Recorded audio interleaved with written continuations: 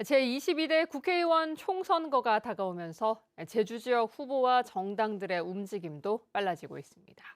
4.3 평화재단 차기 이사장도 윤곽을 드러낼 것으로 보입니다. 이번 주 주요 일정을 김찬년 기자가 정리했습니다. 더불어민주당 김한규 의원이 오늘 오전 11시 제주도의회에서 기자회견을 갖고 제주시의 선거구 출마를 공식 선언합니다. 김한규 의원은 지난주 단수 공천이 확정된 뒤 현역 의원 가운데 마지막으로 예비 후보로 등록했습니다.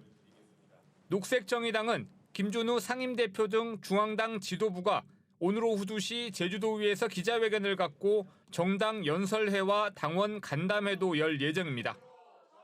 4.3 평화재단 임원추천위원회가 오늘 차기 이사장 응모자들에 대한 면접 심사를 갖습니다. 재단 측은 지난달 28일까지 이사장을 공개 모집한 뒤 서류 심사를 거쳐 면접 대상자를 선정했습니다. 개정된 4.3 평화재단 조례에 따라 차기 이사장은 도지사가 처음으로 임명하게 돼 누가 임명될지 관심이 집중되고 있습니다. 초등학교가 오늘부터 개학하면서 늘봄학교 운영도 시작됩니다. 늘봄학교는 맞벌이 부부를 위해 수업이 끝난 뒤에도 돌봄과 교육을 제공하는데 희망하는 1학년은 누구나 이용할 수 있습니다. 제주 지역에서는 오늘부터 34개 초등학교에서 늘봄학교를 운영하며 21개 학교는 다음 주부터 운영할 예정입니다. 올해 제주도민 택배 추가 배송비 지원 신청이 오늘부터 시작됩니다. 지원 금액은 건당 3,000원, 연간 40만 원까지이며 올해부터는 보내는 택배도 포함됩니다. 신청은 읍면동 주민센터에 택배 운송장 사본이나 이용 완료 내역, 택배비 지불 내역을 제출하면 되고 온라인 신청은 6월부터 시작됩니다. 프로축구 제주 유나이티드 FC가 오는 10일 오후 2시 제주 월드컵 경기장에서 대전 하나시티즌과 홈 개막전을 갖습니다. 제주는 지난해 홈 경기 승률이 26%에 그쳐 강등 위기까지 몰렸습니다. 김학범 감독은 제주를 원정팀의 무덤으로 만들겠다고 선언해 홈 개막전부터 총력전이 예상됩니다. MBC 뉴스 김찬년입니다. 국민의힘이 제주시 갑선거구 등 공천 보류 지역에 대한 심사를 이번 주에 마무리할 것으로 보입니다. 정영환 공천관리위원장은 아직까지 공천 방식이 결정되지 않은 선거구 30여 곳에 대해 오늘 오후에 논의할 예정이며 내부적으로 많은 결론이 나 있어 속도를 낼 수 있을 것이라고 말했습니다. 제주시 갑선거구는 지난달 13일 면접 심사 이후 공천이 보류돼 전략 공천설이 제기되고 있는데 공천을 단독 신청한 김영진 예비 후보는 오늘 기자회견을 갖고 입장을 밝힐 예정입니다. 도로 위에서 운전을 하던 대리기사가 갑자기 의식을 잃고 쓰러지는 아찔한 사고가 발생했는데요. 뒤따르던 차량 운전자들이 발벗고 나서 도운 덕분에 대리기사는 목숨을 건졌고 대형 사고도 막았습니다. 이따금 기자가 보도합니다. 신호가 파란불로 바뀌었는데도 출발하지 않는 차량. 잠시 후 차에서 내린 여성이 다급히 도움을 요청합니다.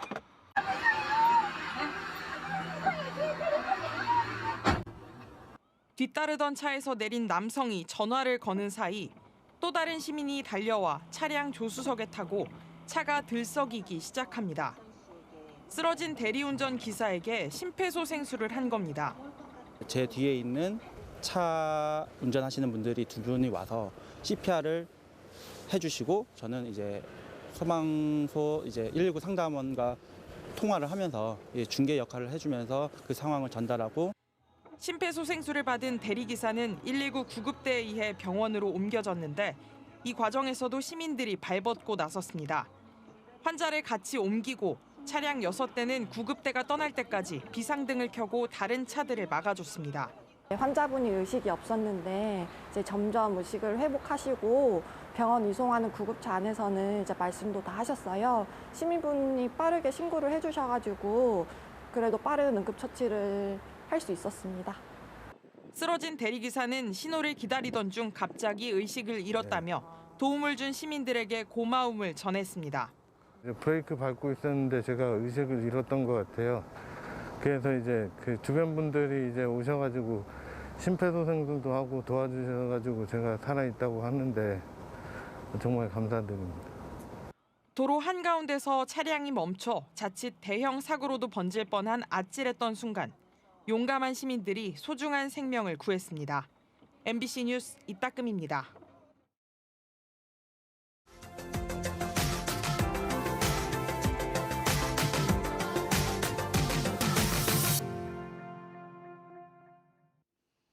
천연기념물이자 멸종위기 야생동물 1급인 수달이 17년 만에 목포 남항 철새도래지에서 모습을 드러냈습니다.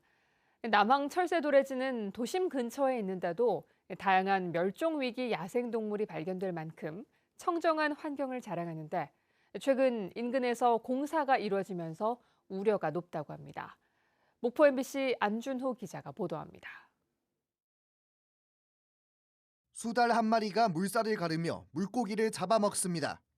천연기념물이자 멸종위기 1급인 수달이 모습을 드러낸 곳은 목포 남항의 갯벌. 해마다 많은 개체의 철새들이 찾아오며 뛰어난 생태학적 가치를 인정받는 곳이지만 수달이 포착된 건 17년 만입니다.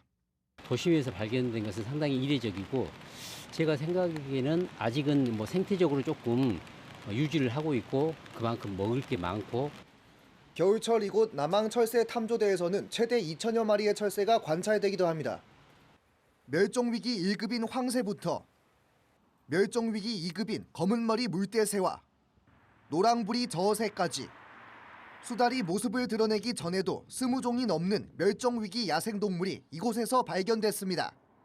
인근의 빗물 펌프장에서 방류되는 생활하수에 포함된 유기물이 갯벌 생물들의 풍부한 먹이가 되면서 우수한 서식 환경이 된 겁니다. 하지만 지난해부터 본격화된 인근 공사로 이 같은 환경은 위협받고 있습니다. 지난 2022년부터 인근 3만 2천 제곱미터 대지에서 추진 중인 친환경 선박 연구지원 인프라 구축 사업. 각종 중장비는 물론 높은 전봇대들까지 철새도래지 주위를 둘러싸면서 이곳의 높은 생태학적 가치를 걱정하는 목소리도 커지고 있습니다. 조금 더 생태적인 공원으로 처음에 만들었던 목적도 있었기 때문에 조금 더 살리는 방안으로 공존하는 방향으로 나아가면 좋겠다는 생각을. 멸종 위기종을 비롯해 반가운 수달까지 찾을 만큼 다양한 생명의 보금자리인 남항 철새 도래지. 도심 속 희귀한 안식처를 찾아온 생명들이 쉴 공간들은 갈수록 줄어들고 있습니다.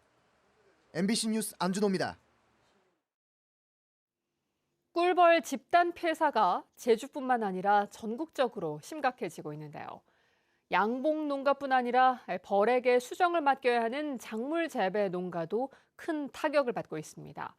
이런 상황에서 벌의 수명을 늘려주는 스마트 벌통이 전남에서 도입됐다고 합니다. 여수 MBC 김단비 기자가 보도합니다. 고흥 스마트팜 혁신밸리의 한 온실입니다. 꽃가루를 묻힌 벌들이 벌통을 수시로 들락날락합니다. 일반 벌통과 달리 카메라와 센서가 달린 스마트 벌통입니다. 벌통 내부 온도와 습도, 벌의 활동량까지 벌통에 관한 온갖 정보를 모바일로 확인할 수 있습니다. 또 외부 온도에 따라 열선과 환기팬이 작동해 자동으로 온도 조절이 가능합니다. 토마토 재배 2년 차인 청년농 유지원 씨. 스마트팜 온실 입주 첫 해에는 벌 관리를 못해 애를 먹었는데 지난해 9월 스마트 벌통을 들이고 나서는 한결 관리가 수월해졌습니다. 전에는 이 줄 한 줄에 서서 한 5분 동안 서 있으면서 벌이 얼마나 나오는지 이제 하나, 둘, 셋, 넷 이렇게 세가면서 4천여 제곱미터 규모의 온실에서 지난해 10월부터 12월까지 3개월간 수확한 토마토는 17톤. 스마트 벌통이 도입된 뒤 토마토 생산량은 지난해보다 13% 늘었습니다. 벌의 생존 기간도 길어졌습니다. 국립농업과학원이 고흥을 비롯해 전국 200여 곳에 스마트 벌통을 설치해 연구한 결과 벌의 수명이 68일 더 늘어났습니다. 일반 벌에 비해 활동성도 1.6배 많은 것으로 확인됐습니다. 경제성을 분석해 보면은 딸기 같은 경우는 약 하우스 한 동당 한 113만 원 정도, 토마토 같은 경우는 약 100만 원 정도의 추가 소득. 하지만 상용화하기 위한 가격 경쟁력 확보 등은 과제로 남아 있습니다. 국립농업과학원은 스마트 벌통 대량 생산을 통해 가격을 낮추고 일반 양봉 농가에서도 사용할 수 있도록 확대할 계획입니다. MBC 뉴스 김담비입니다.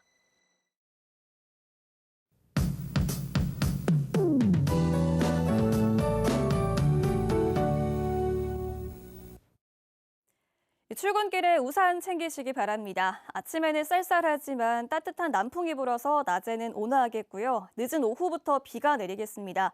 이 따뜻한 공기가 비구름대를 만들면서 벼락이 치는 곳이 있겠고 모레까지 제주에는 20에서 60mm 정도의 비가 가끔 내리겠습니다. 오늘 기압골의 영향으로 제주 전 지역에서 흐리겠습니다. 오후 5시 이후인 저녁 퇴근 시간 무렵에는 대부분 지역에 비가 내리겠고요. 제주도의 미세먼지 농도는 보통 수준을 보이겠습니다. 자세한 지역별 기온입니다. 아침 현재 기온 어제와 비슷한데요. 북부 지역 6도, 서부 지역 7도, 동부 지역 4도고요. 한라산 성판악은 1도로 길이 아직 얼어 있어서 빙판길에 유의하셔야겠습니다. 낮 최고 기온은 북부 지역 15도, 서부와 남부 지역 13도, 성판악 7도 안팎이 예상됩니다. 섬 지역도 흐리다가 저녁부터 비가 내리겠고요. 낮 기온은 13도까지 오르겠습니다. 오늘 항해하거나 조업하는 선박은 벼락과 돌풍, 안개에 유의하셔야겠는데요. 밤부터는 바람도 강하게 불어서 내일은 제주도 전해상에 풍랑특보가 발효되겠습니다. 절개 경칩인 내일은 전국에 비가 오다가 밤에 대부분 그치겠는데요. 모레 저녁부터 늦은 밤 사이에 다시 비가 내리겠고 산지에는 최고 3cm의 눈이 내려 쌓이겠습니다. 다가오는 이번 주말에는 대체로 맑은 날씨가 예상됩니다. 기상정보였습니다. 제주 지역 호텔과 콘도, 한식 음식점에 다음 달부터 외국인 고용 허가제가 도입됩니다. 이에 따라 내국인 근로자를 구하지 못한 중소사업장들은 정부로부터 고용 허가서를 발급받아 건물 청소원과 주방 보조원으로 외국인을 고용할 수 있습니다. 내국인 고용보험 가입자가 5인 이상이고 업무 경력 5년 이상인 업체는 외국인을 2명 고용할 수 있고 5인 미만 업체는 7년 이상인 경우 1명을 고용할 수 있습니다. 제주도가 오늘부터 오는 29일까지 온라인 또는 읍면동 사무소를 통해 농민수당과 여성농업인 행복이용권 신청을 받습니다. 농민수당은 제주도에 3년 이상 살면서 2년 이상 농업에 종사한 경우 1인당 연 40만 원을 탐나는 전 카드에 충전하는 방식으로 지급됩니다. 여성농업인의 문화와 복지 혜택을 위한 행복이용권은 1인당 연 20만 원이 농협 체험카드에 포인트로 충전됩니다. 제주도 산하에 있는 공공기관 직원 통합채용시험 원서 접수가 오는 22일부터 28일까지 통합채용 누리집에서 진행됩니다. 선발 예정 인원은 제주개발공사 38명, 제주테크노파크 15명, 제주문화예술재단 7명, 제주신용보증재단 5명 등 73명입니다. 응시 자격과 시험 과목은 오는 7일 공고하며 필기시험은 4월 13일이고 서류와 면접 시험을 거쳐 5월 27일에 최종 합격자를 발표합니다. 제주시가 화재와 안전사고 예방을 위해 방치된 빈집 11곳을 오는 6월까지 철거합니다. 현재 제주시 지역 빈집은 읍면 지역 118곳과 동지역 60곳 등 178곳입니다. 제주시는 주요 도로변에 있거나 청소년 우범지대가 우려되는 빈집을 관리자의 동의를 얻어 우선 철거하고 무료 주차장 2곳을 만들기로 했습니다. 제주시가 읍면 지역 건축물 부설 주차장 14,000여 군데의 이용 실태를 5월까지 전수조사합니다. 이번 조사에서는 현장 방문으로 건축물 대장과 비교한 뒤 무단 용도 변경과 물건 적치 등 위법 여부를 조사한 뒤 원상 회복 명령과 형사 고발, 이행 강제금을 부과합니다. 제주시는 지난해 동지역 부설 주차장 18,000여 군데를 조사해 위반 사례 845개를 적발했고 지금까지 27%가 원상 회복했습니다.